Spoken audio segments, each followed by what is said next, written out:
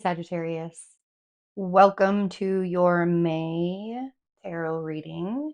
And May's energy is going to be a lot less doomsday and a little bit more like, wow, things are actually possible. And it really kind of depends on how you look at change. Change and expansion are a part of who we are. Like, you guys are ruled by Jupiter, right? Like, the expansion of things requires change.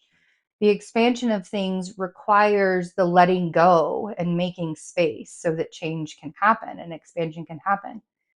And that's what a lot of May's energy is going to be about. Pluto will be retrograde for the next 5 months or so, 6 months. Um, And with Pluto's retrograde, we'll go back into Capricorn. And this is just really internal. Are we making the changes and transformations that we need to be making in our lives? How do we feel about what's going on in the world? Things like that. Like, some existential crisis things might come up with Pluto um, back in Capricorn, which is going to be, the second and the third house is where you guys are teetering with that Pluto business. Right on the cusp there. All of the astrology information for you guys is going to be on Patreon. I also have Astrology 101 classes over there. We're going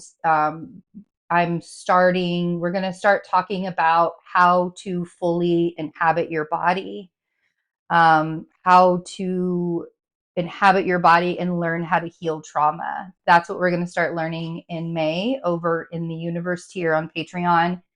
And that is honestly the best way that you guys could support me right now is through Patreon membership.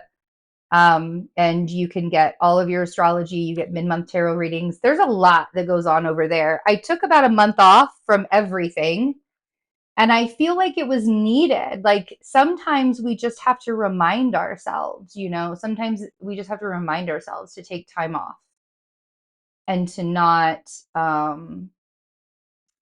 beat ourselves up for it, like, especially when you are doing things for other people a lot. You know what I mean? You got to kind of take time for yourself and pull it in and rein it in.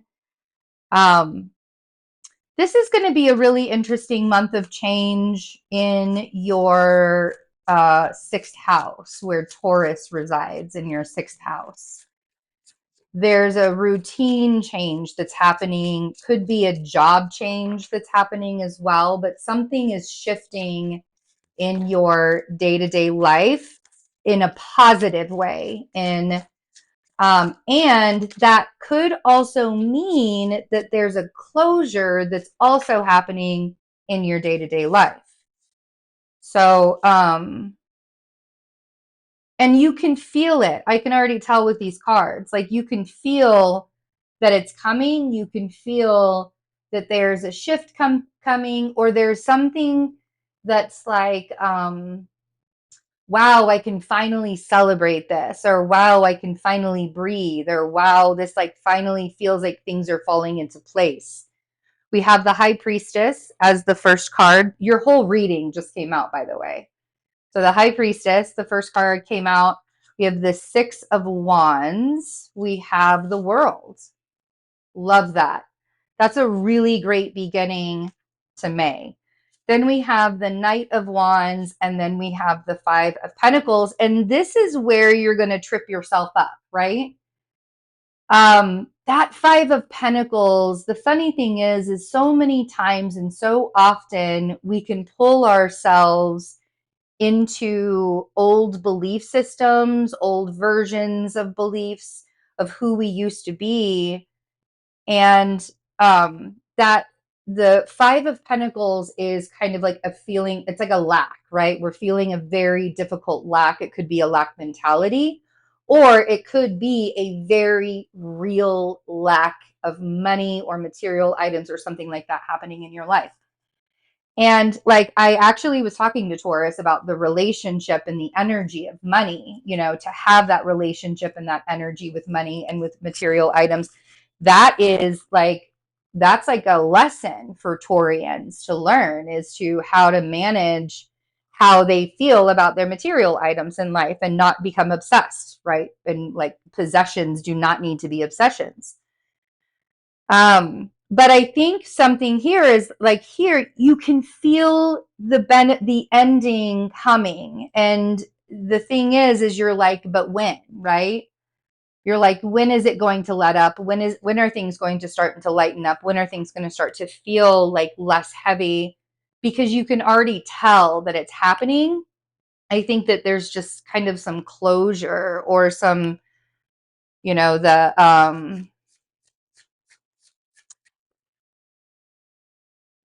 how do I want to put that? There's like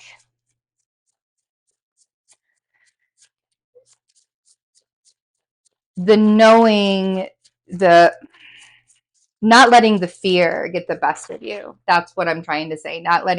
Allowing yourself to sit with your intuition, allowing yourself to sit with the all-knowing inside of you, and know that things take time to build, right? Things take time to build. And to not, and like the other thing is that you don't want to like cut yourself off from people at all. So we have the Knight of Pentacles with the High Priestess. And this is what I mean, like intuitively, first of all, it has this year, for the last these first 4 months of this year have just been insane. And it's been like a cross between feeling like we are being drugged through the mud, and like everything's going way too fast all at the same time. And so that the building of things takes time, and the one foot in front of the other, and how you don't want to rush to get to the next part, because you don't want to skip anything. You don't want to have to backtrack and go back. That's Mercury retrograde's job, and we're not in that anymore. We're done with Mercury retrograde. We're now in the post shadow period. How are you fixing your life, right? Don't get so defensive with people. This feels like, I almost want to say, with this, like the Six of Wands and the Seven of Wands here, feels almost like being up on your high horse, Sagittarius. I know I just said that. We know I'm a Sagittarius moon, so I'm admitting my faults as well, right? And my strengths. All in one sentence, I'm about to admit my faults and my strengths. We know we're smart. We know what's up. We know what's going on here. The Sagittarius moon in May, the Sagittarius full moon, it's going to be on the 23rd. It's going to be insanely good. Like, so good. But we got to get right with ourselves. We're going to have Venus conjunct Jupiter in Taurus. Jupiter will be sextile Neptune at the same time as that happening. And then we'll have the Sagittarius full moon, same thing happening exact. And then later on that evening on the 23rd, Venus ingresses Gemini.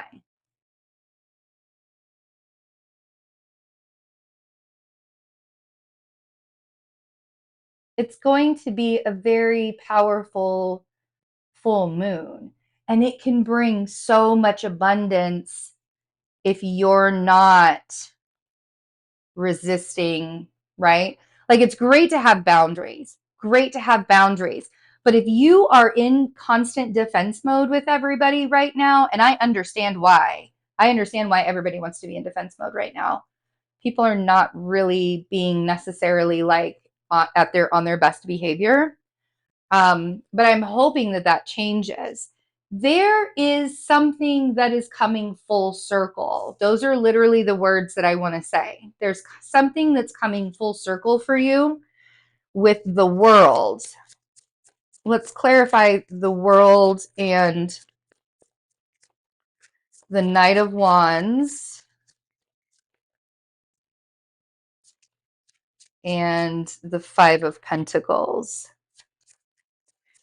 It feels like, in a way, there's an ending that's occurring. Woo! I said that and those cards like flew out. So the star came out on the world. This is absolutely part of what you're supposed to be doing right now. The closing of a chapter, this chapter that's happening, is absolutely a part of this Knight of Pentacles journey that you're on. And you want to be open to receive especially during that Sagittarius full moon, you want to be open to receive. Wow, look at this. Okay. This is incredible. 3 of Cups and the 9 of Cups, 3 of Swords and the Lovers, okay, and the Knight of Wands. All on the Knight of Wands, okay? So you're back and forth and back and forth and back and forth and back and forth and back and forth, right? All right.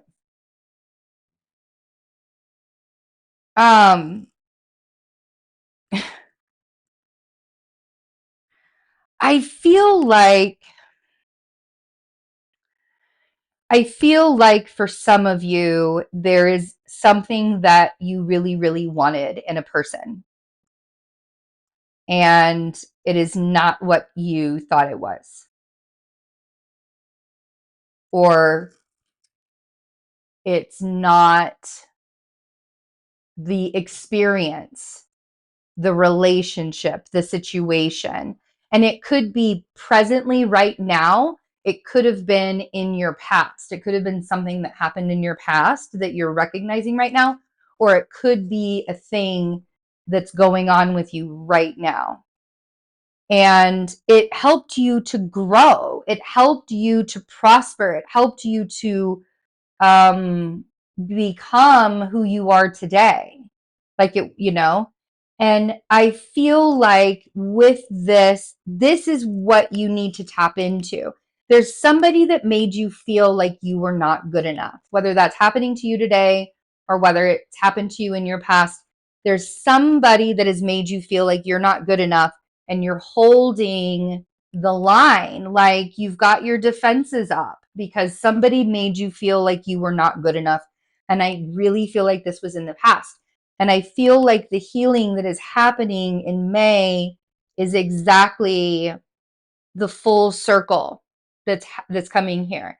Because the Lovers for me is about being whole yourself. This could be any relationship in your life that has a karmic connection to it. Any relationship. I'm not talking just twin flames. I'm talking parents, I'm talking children, I'm talking friendships, soulmates, good and bad, doesn't matter.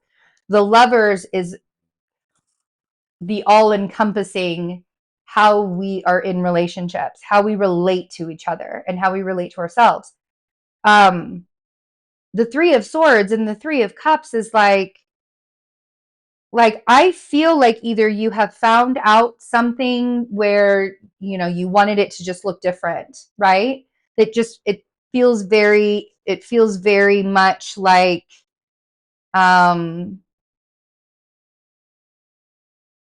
I'm hurt and now I want to overindulge in my pain kind of thing, okay? Then we have Judgment and the 8 of Wands and the Magician on the 5 of Pentacles. And so what you're really going to want to do is transmute this energy of not feeling good enough into magic, which is exactly what you do. You're the great alchemist. You are the great alchemist. And sometimes the only way to move forward is to get out of your own way. And 4 of Swords, 8 of Swords, Ace of Cups, bottom of the deck. The way that you're going to be able to transform and transmute the energy is by going within and changing that overthinking into love for yourself.